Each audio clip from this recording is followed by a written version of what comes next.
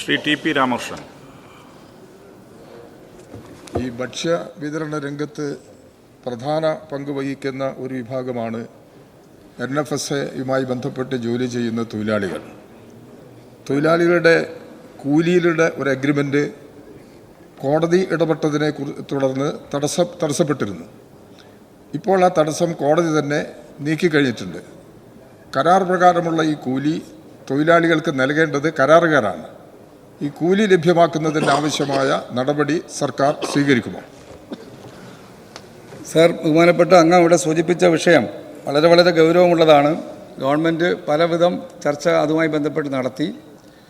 Labour കമ്മീഷനുമായിട്ടുള്ള ചർച്ചയിൽ ഉണ്ടായ ധാരണ നടപ്പാക്കുന്നതിനെതിരെ ചില കോൺട്രാക്ടർമാരാണ് കോടതിയുടെ മുന്നിലേക്ക് പോയത്. ആ കോടതി കേസ് കുറച്ച് നീണ്ടുപോയി. അതിനുശേഷം തന്നെ അവരുമായിട്ടുള്ള ചർച്ച നടത്തി ആ വിഷയം എത്രയും വേഗം പരിഹരിക്കാൻ ആവശ്യമായ നടപടി സ്വീകരിക്കുന്നതാണ്.